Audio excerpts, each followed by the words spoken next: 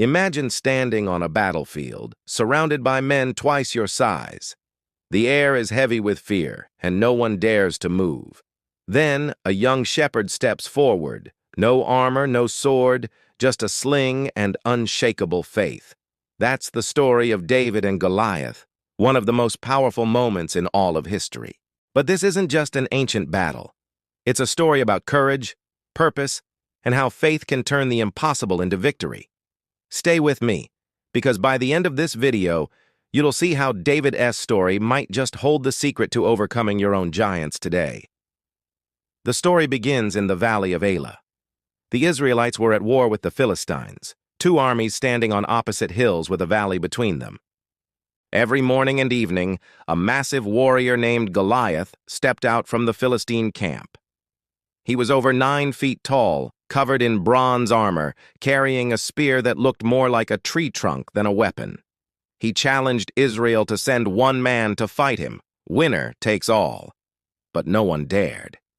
Even King Saul, the tallest and strongest among the Israelites, trembled at the sight of Goliath. For 40 days, this challenge echoed through the valley, and for 40 days, no one answered. Then comes David. He wasn't a soldier. He was a shepherd, the youngest of 8 brothers. While his older brothers were in the army, David was at home, tending sheep and playing the harp.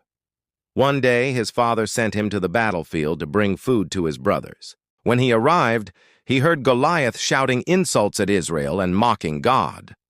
David couldn't believe what he was hearing. He asked, "Who is this man who defies the armies of the living God?" Everyone around him laughed, but David's heart burned with faith. When word reached King Saul about this brave young man, Saul called him in. With conviction in his voice, David said, "Don't be afraid. I'll fight him." Saul looked at him, a boy, not a warrior, and said, "You can't fight this giant. You're just a kid."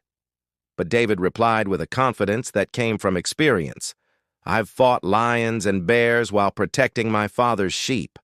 God delivered me from them, and he will deliver me from this Philistine too." This wasn't arrogance, it was faith forged in the field. Saul, seeing this determination, tried to help. He gave David his own armor, a helmet, a sword, a shield. But when David tried it on, it didn't fit. He could barely move. He took it all off and said, "I can't fight with these." He knew that he had to fight his battle his own way.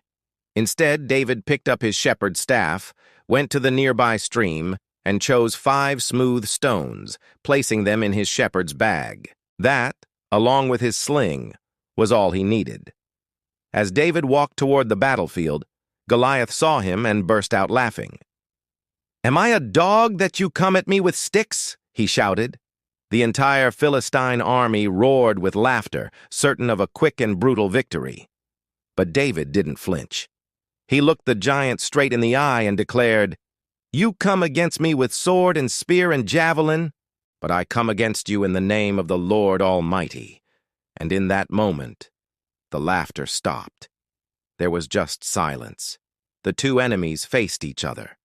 Goliath raised his massive spear and began to charge. But David didn't retreat. He ran forward, reached into his pouch, grabbed a stone, and with perfect aim, slung it with all his might. The rock flew through the air and struck Goliath right in the forehead. The giant froze, then fell, face down, to the ground. One hit, one moment, one impossible victory. The entire Philistine army stared in disbelief. Then, the Israelites let out a roar of triumph and chased their enemies from the valley. David didn't just win a battle that day, he changed history. He proved that faith is stronger than fear, and that courage comes not from size or strength, but from trust in something far greater. And this is where the story becomes personal for you and me. We all face giants. They might not wear armor or carry swords, but they look just as intimidating. Your giant could be fear, anxiety, addiction, a financial struggle, or even crippling self-doubt. Every day, that giant stands in front of you, shouting that you're too weak, too small, or that it's too late to even try. But just like David, you already have everything you need to win. It starts with faith, it's fueled by courage, and it's guided by purpose. David didn't win because of his weapon. He won because he trusted God when no one else would. He looked at his challenge not as an obstacle, but as an opportunity to show the world that faith can overcome any fear. He didn't wait for the perfect moment. He stepped forward when everyone else stepped back. And that's what true faith does.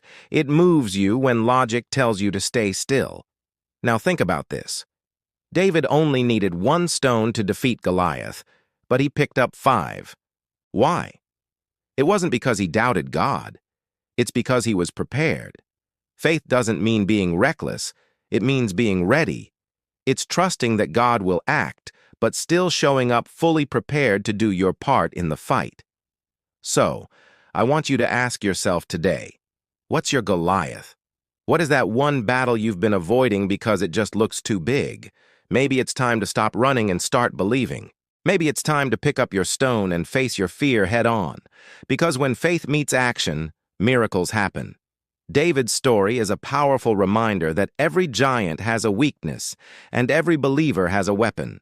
But victory only comes to those who are willing to step onto the battlefield. So, start today. Look your giant in the eye, stand firm in your purpose, and believe that with faith, even the impossible can fall. Here's your challenge. Whatever your battle is, take one small step toward it today. Don't wait until you feel confident. Act in faith. Remember, courage isn't the absence of fear. It's moving forward despite it. Now it's your turn. I want to hear from you. What is the giant in your life right now? Leave a comment below and tell me what you're ready to overcome. I read every single one. And if this message inspired you, hit that like button. Share this video with someone who needs to hear it, and please don't forget to subscribe, because this is just the beginning. Come back for more stories like this, because each one holds a key that can transform your life. Thanks for watching.